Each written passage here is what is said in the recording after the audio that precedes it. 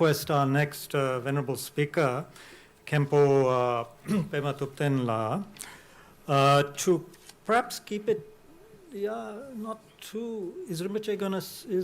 You'll speak in Tibetan, is it? And someone will translate? No. In Hindi. अच्छा हिंदी में बोलेंगे बहुत ही बेहतरीन है बहुत ही बढ़िया तो I think those who don't speak Hindi just space out and enjoy or go and have tea. Wonderful. So Khenpo जी आपका नाको गांव जो है कहाँ पर है कौन से किन्नौर में किन्नौर से आए हैं Khenpola. So he completed his middle school education, entered Palpong Sherabling, that's Taisi Rinpoche's monastery. Took ordination from Taisi Rinpoche ji, and then took his education. Anyway, you can read all this. बहुत ही बढ़िया है जो आपके बारे में लिखा है. तो आपका समय नहीं लेंगे, आप अपना टॉक दे दीजिए. Thank you so much. So Khenpo Pemala, please हम लोगों को प्रकाशित कीजिए. नमो नमो बुद्धाय नमो.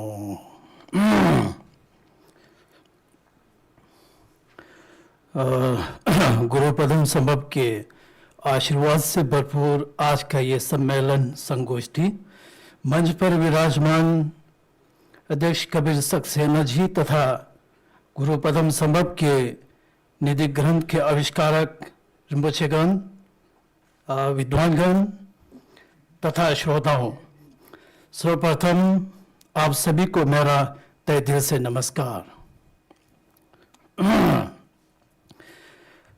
अब मैं आप लोगों के समक्ष गुरुपदम संभव जी के जीवनी तथा उनके प्रवचनों का सार के बारे में थोड़ा बहुत शब्द प्रस्तुत करूंगा.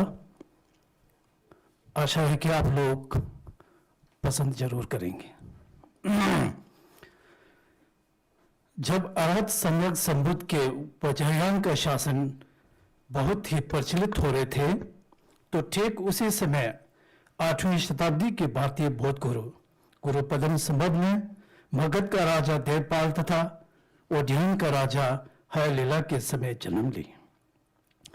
जन्म लेते समय एक महान पुरुष होने की असंख्य शुभ चिन्हों से सुशोभित बालक को देख लोग हैरान हो गए. उनके जन्म को लेकर अनेकों ऋषि मुनियों ने विभिन्न प्रकार की भविष्यवाणी की, पर सबका यह मानना एक था कि ये भाग्यवान बालक भविष्य में प्रतिभाशाली होनहार तथा अतुलनीय महान पुरुष बनेंगे. एक दिन जब एक महायोगी वहां पधारे तो उनसे पूछने पर कहा कि ये बालक तंत्रयान के एक महासिद्ध बनेंगे, इसलिए उनका नाम हदम्बासी रखने को कहा, जिन्हें आज आचार्य गुरुपदम संभव के नाम से जाने जाते हैं. हालांकि उनके जन्म के संबंध में अलग अलग व्याख्याएं हैं. कुछ इतिहासकार इस बात की पुष्टि करते हैं कि उनका जन्म ओडियन राजा के राजकुमार के रूप में तथा कुछ का दावा है कि वनवर्ष के 6ठे महीने के 10वें दिन दानकोश झील में ओडियन राजा इंद्रबोधि के समय एक सुंदर कमल फूल के बीच 8 साल की एक बालक के रूप में प्रकट हुए.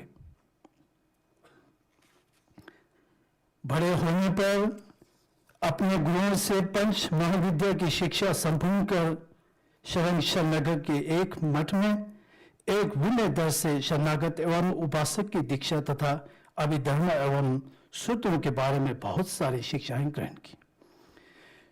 योगी शांति रूप से तंत्रयान के 4 प्रकार के तंत्रों में से पहला 3 का अभिषेक तथा महासिद्ध सुखदेव एवं सुखदादी साक्षात वज्रधर से अनगिनत गंभीर उपदेशों को हासिल कर एकांत उद्धरण पर जाकर साधना करने लगे तो स्वयं में नाना प्रकार के अशुभ लक्षण दिखाई देने लगे. फिर वे हौसला बढ़ाकर निरंतर व्यस्त रहे.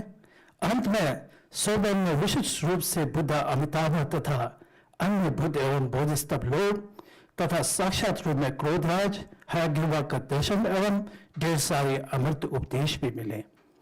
जब राजा हयलीला का पुत्र राजकुमार अक्षलीला राज संभाल कर कुछ ही समय बीते तो वे राजमहल पर प्राय जाने लगे और ज्योतिष के कामकाज के साथ अपने अमृतवाणी के सारे राजा अक्षय लीला को धर्मराज बनाने की प्रयत्न करने लगे।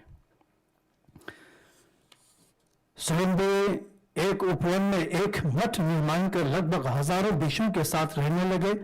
तभी उनके सेवकों में से एक, जो कि राजा का सचिव तथा 2 मंत्री तीनों मिलकर जब राज्य को अपने अधिकार में करना चाहा, तत्पश्चात वे लोग राजमहल जाकर राजा से कहा कि पदमवासी आपका राज्य को हड़पना चाहता है, उनका मठ बनाना, मठ के चारों ओर दीवारें तथा हजारों भिक्षुओं को अपने शिष्य के रूप में स्वीकारना, यह सब मतलब आपसे युद्ध करने है तो उनका एक चाल है।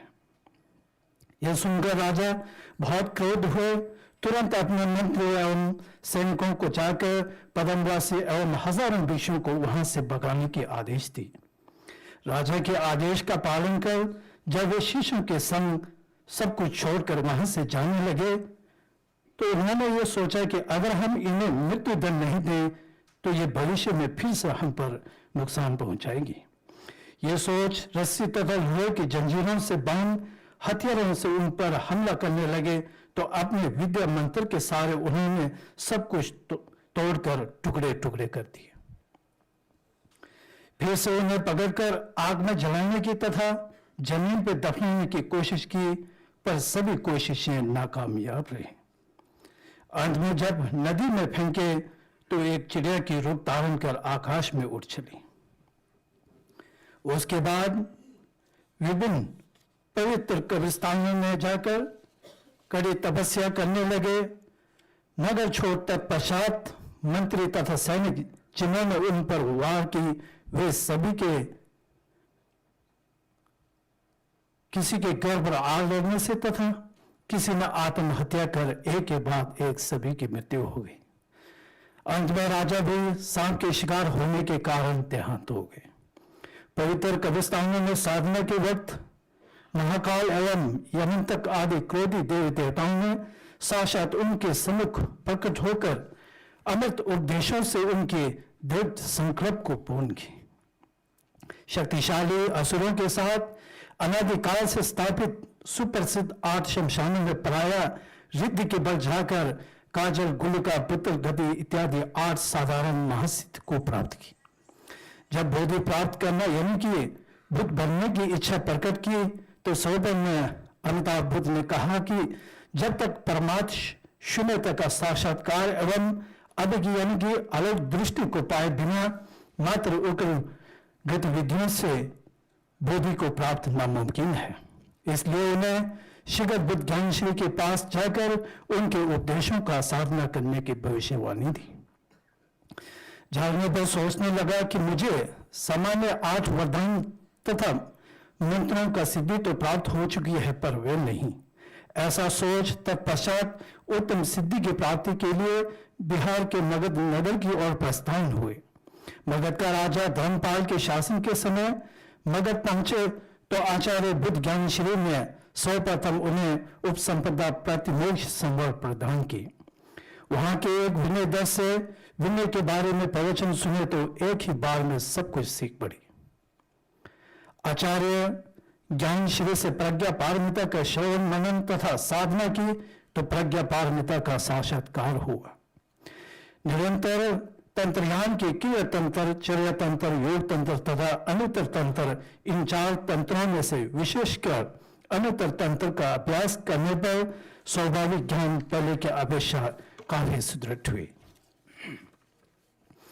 उसके बाद आगे क्या करने को पूछने पर बुद्ध ज्ञानश्री ने बंगाल पारी नगर के उत्तरी दिशा के पर्वत पर जाकर हिरुगा की कड़ी तपस्या करने के आदेश दिए। आदेश अनुसार वे वहां पहुंचे और 6 महीने तक आचार्य के वचन का पालन कर कड़ी तपस्या की। साधना के वक्त बहुत सारे बुद्धों ने साक्षात उनके सम्मुख पधारकर उन्हें गंभीर उपदेश प्रदान किए। इस तरह अंत में उत्तम सिद्धि बुद्धत्व को प्राप्त यानी कि वे सम्यक संबुद्ध बन गए। तत्पश्चात बोधिचित्त की उत्पन्नता के समय प्राणियों के हित की मंशा को संपूर्ण करने हेतु तिरहुतला, कमरू, तिरुमल, तिल्लम, ओदंतपुरी, राजगिरी, नालंदा तथा विक्रमशील आदि भारत, तिब्बत, भूटान तथा नेपाल आदि देश के चारों दिशाओं में जाकर अपने तांत्रिक उपाय तथा अमृतवाणी के सहारे लोगों को सत्य के मार्ग दिखाए।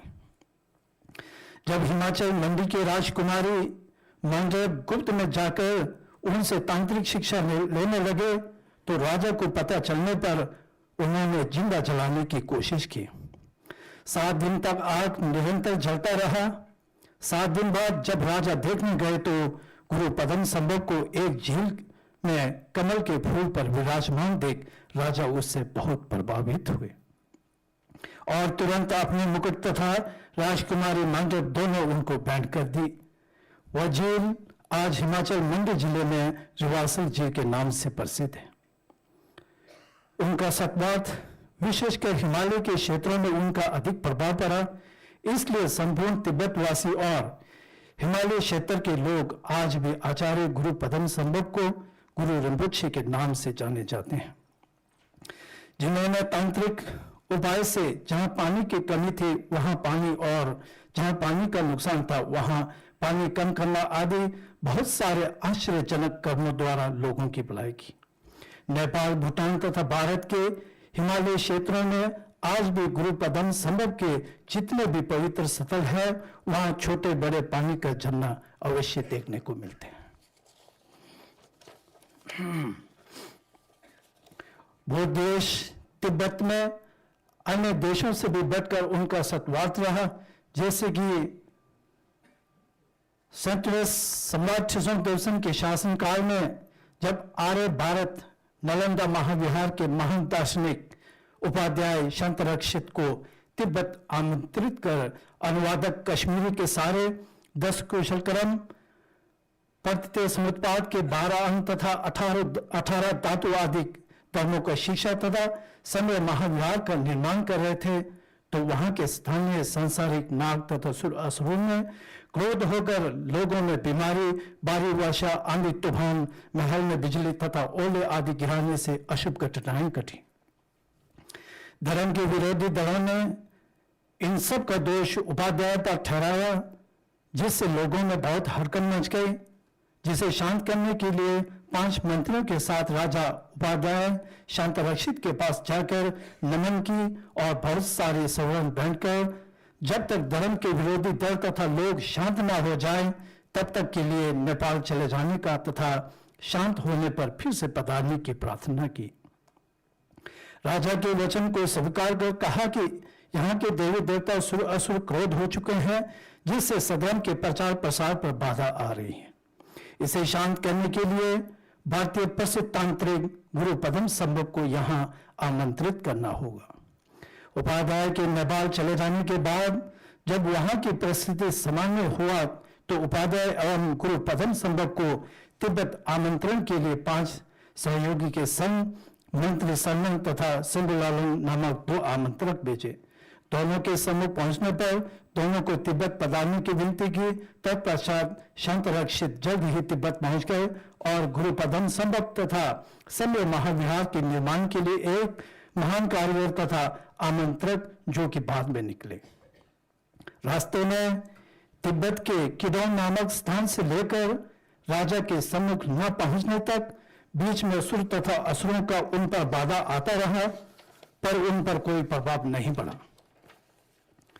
गुरु पद्म संभव ने बाधा पहुंचाने वाले सभी असुर तथा असुरों को शांत कर अपने सहयोगियों के संग ठम्मर और मुत्सल नामक विहार में कुशलता पूर्वक पहुंचे, जहां सम्राट शिशुदेव ने उनका हार्दिक स्वागत कर सधर्म के प्रचार प्रसार हेतु अपने उद्देश्यों को उनके सम्मुख प्रस्तुत किए। लगभग 6 महीने से भी अधिक विभिन्न महलों तथा विहारों में जाकर राजा तथा लोगों की रुचि एवं सामर्थ्य के अनुसार प्रवचन, प्रतिष्ठापन तथा धर्म के प्रति बाधा पहुंचाने वाले संसारी सुर असुर तथा नाग आदि को बुद्ध की शासन की रक्षा के बाहर से प्रतिबंधित कर सम्राट तथा उपाध्याय तीनों ने मिलकर समय महाविहार के निर्माण का कार्य प्रारंभ किया, जो लगभग 13 वर्ष में बनकर तैयार हुआ, जिसका रूप भारत के ओदनपुरी विहार का ही दूसरा रूप था, जो वास्तव में बौद्ध धर्म की एक सुदृढ़ आधारशिला बनी। कुछ समय बीतने पर गुरु पद्म संभव के प्रत्याहार्य अभिज्ञा एवं शक्ति से नाखुश होकर कुछ दुष्ट मंत्रियों ने मिलकर उन्हें तिब्बत से भगाना चाहा। तो राजा से कहा कि अगर आप इस तांत्रिक को यहाँ से ना निकाला जाए तो एक दिन यह आपका राज्य छीन लेगा और यहाँ के सारे अमूल्य वस्तुएं भारत ले जाएंगे। ऐसा बार बार कहने पर अंत में राजा ने उन्हें बहुत सारी सोना भेंट की और नमन कर तिब्बत से वापस चले जाने की प्रार्थना की। गुरु पद्म संभव ने कहा, मेरा तिब्बत आना इस सोने के प्रति नहीं बल्कि यहाँ सधर्म के प्रचार प्रसार पर आ रही बाधाओं को नष्ट कर तिब्बत को एक सुख समृद्धि एवं शांतिपूर्ण देश बनाने के लिए आया हूं। अन्यथा सोने की जरूरत होती तो कहकर आसपास के पत्थरों को छूते ही शुद्ध सोने में बदल दिए। राजा के प्रार्थना अनुसार वापस जाने से पहले आने वाले सदी के प्राणियों के हित के लिए बहुत सारी पोथियों को रिद्ध के पल जाकर चट्टानों में, सागरों में तथा आसमान पे निधि के रूप में छिपाया, जिसे आज उन पोथियों को निधि लिपि एवं निधि ग्रंथ भी कहते हैं। भविष्य में अनगिनत निधि आविष्कारों कार्यों द्वारा निधि ग्रंथों को निकालकर सधर्म के प्रचार प्रसार चारों दिशाओं में फैलने की भविष्यवाणी भी की। वास्तव में वे सभी आविष्कारक उन्हीं का ही रूपकाय था। उन आविष्कारों में से एक मंच पर साक्षात विराजमान परम पूज्य सातवां मिंजो रिम्पोछे जी का प्रथम अवतार रिंजिन मिजुर दोजे, जिन्होंने गुरु पद्म संभव द्वारा छिपाए गए बहुत सारे निधि ग्रंथ अपने अभिज्ञा एवं रिद्धि के बल जाकर निकाला, जिनमें से 3 ग्रंथ बहुत ही प्रसिद्ध हैं, जिन्हें बोटी भाषा में योगे पोत्सुम के नाम से जाने जाते हैं। वर्तमान सातवां मिंजो रिम्पोछे कर्म गिलमे तेंजिन, इन्होंने भी बहुत ही कम उम्र में शरबलिंग मठ में परम पूज्य 12वें ताइत्सु रिम्पोछे जी से तथा नेपाल में अपने स्वर्गीय पिता श्री पूज्य टुंगु ओगेन रिम्पोछे आदि महान गुरुओं से 3 यानों से संबंधित शिक्षा संपूर्ण की। इनके द्वारा रचित पुस्तकों में से जॉय ऑफ लिविंग पुस्तक, जो आज देश विदेशों में बहुत ही प्रसिद्ध है। बचपन से ही रिम्पोछे को साधना ध्यान में बैठने का बहुत ही शौक था। उसे भी महासिद्ध गुरुओं से सीखकर अपने मंशा को पूरा की। परिणाम स्वरूप देश विदेश में आज इनका नाम 21वीं सदी के महायोगी के नाम से जाने जाते हैं। भविष्यवाणी के बाद अंत में गुरु पद्म संभव तथा 2 मंत्री जो उनके प्रति अटूट श्रद्धा थी, उनके संग घुड़सवार होकर तिब्बत से वापस चल पड़े। आधा रास्ता तय करने पर गुरु पद्म संभव ने रुककर दोनों से कहा, अगर सांसारिक नाग तथा सुर असुरों को 3 बार सधर्म की रक्षा के बाहर से प्रतिबंधित तथा वो देश के सुख समृद्धि के लिए वह विशाल हवन का पूजन किया होता तो सम्राट की दीर्घायु तथा बोट यानी कि तिब्बत एक सुख समृद्धि एवं शांतिपूर्ण देश बनना था। पर मैं इसे संपूर्ण नहीं कर सका कहकर चिंतित सा रूप दिखाकर अब मुझे दक्षिण पश्चिम के द्वीप के राष्ट्रों की दमन के लिए जाना है कहकर घोड़े से आसमान में उड़ चले। दोनों ने बादलों के बीच गुरु पद्म संभव को लुप्त हो जाने तक देखा, फिर वापस लौटकर सम्राट को सारी बातें बताई। सुनकर राजा बहुत चिंतित होने लगे।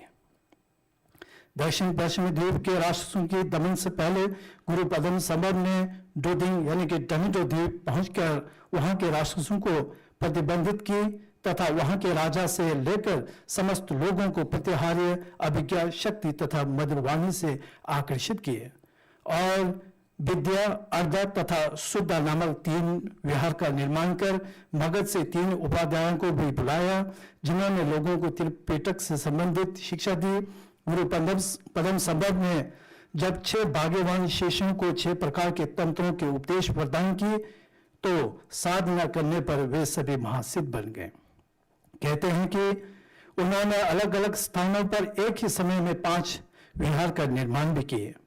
इस तरह गुरु पद्म संभव मानवीय स्थल के सत्वार्थ संपूर्ण कर अमानवीय राष्ट्रों के सत्वार्थ हेतु आकाश में पंछी की तरह उठकर प्रस्थान हुए, जहां पहुंचकर अमानवीय राष्ट्रों में धर्म के वचनों से राग देश एवं मोह इन सांसारिक जड़ों से मुक्ति दिलाकर परम सत्वार्थ रहा। वैसे तो गुरु पदम संभव के प्रवचन धर्मोपदेशों का कोई संख्या नहीं है, लेकिन समय अनुसार उनके प्रवचनों का सार, जिसे तिब्बत के कजू संप्रदाय के लोग महामुद्रा तथा ईमा संप्रदाय के लोग महासंपन्न कहते हैं, तो मैं इसके बारे में संक्षिप्त में थोड़ा सा शब्द प्रस्तुत करूंगा। महासंपन्न का सरल अर्थ है संपूर्ण लौकिक एवं लोकोत्तर धर्मों से संपन्न, आभास एवं शून्य का युगल, जिन्हें तथागत गर्भ भी कहते हैं। यह तथागत गर्भ उच्च नीच सभी प्राणियों के मन में स्थित है। यही मन का वास्तविक रूप है, जिसे न पहचान कर सभी प्राणी अनादिकाल से राग देश एवं मोह आदि कलेशों के वंश में जाकर इस सांसारिक कारागार में फंसकर भिन्न भिन्न दुखों को झेल रहे हैं। बुद्ध शाक्यमुनि कहते हैं, सभी जीव जंतु स्वयं बुद्ध हैं, सभी का आर्थिक स्वभाव बुद्ध है, पर सभी को पहचानने में कमी रह गई है। इसलिए वो कहते हैं, स्वयं को पहचानो। इसे पहचानने की विधि भी असंख्य है, पर सबसे सरल उपाय ध्यान अवस्था में बैठकर मन को एकाग्रित कर अकृत्रिम स्वभाव यानी कि बिन सोच बिन बनावटी में बैठकर साधना करना, जिससे मन की आर्थिक शक्ति एवं ज्ञान साक्षात होने लगते हैं। स्वयं भगवान होना या शांत एकाग्रचित से मन की शक्ति बढ़ने के एक उदाहरण, जैसे कभी हम पाप के कर्मों से बचकर मन को अपने वंश कर सदैव दूसरों के हित की काम करने लग जाते हैं, तो लोगों की नजर में भी हमें उन्हें भगवान की तरह दिखने लगते हैं, और वे मुंह से भी कह लेते हैं कि अरे आप तो साक्षात भगवान ही हो। तो मैं समझता हूं कि उनका कहना गलत नहीं है, क्योंकि मन को अपने वंश कर शांत रहने वाला व्यक्ति वो प्राणी का वास्तविक रूप बुद्ध यानी कि भगवान के समीप होते हैं। दूसरा, जैसे कभी हम अपने ऐनक को अपने ही माथे पर रखकर थक न जाने तक उसे ढूंढने लग जाते हैं, और थक कर जब मन सोच विचारों से दूर होकर थोड़ा सा शांत होने लगते हैं, तभी मन की शक्ति बढ़ने से ऐनक अपने माथे पर ही पाया जाता है। ठीक उसी तरह निरंतर मन को शांत अकृत्रिम स्वभाव में रखने से मन की शक्ति एवं ज्ञान की वृद्धि होने लगती है। महासंपन्ना की साक्षात्कार के लिए परंपरागत गुरु के आशीर्वाद सर्वश्रेष्ठ माना गया, जिसे पाने के लिए मूल गुरु के प्रति अटूट श्रद्धा एवं भक्ति भाव की जरूरत होती है। इस तरह पुण्य एवं ज्ञान संभार को संचय करने पर सम्यक संबुद्ध की प्राप्त हो जाती है। सर्वमंगलम। जय बुद्धा, जय धर्म, जय संघ।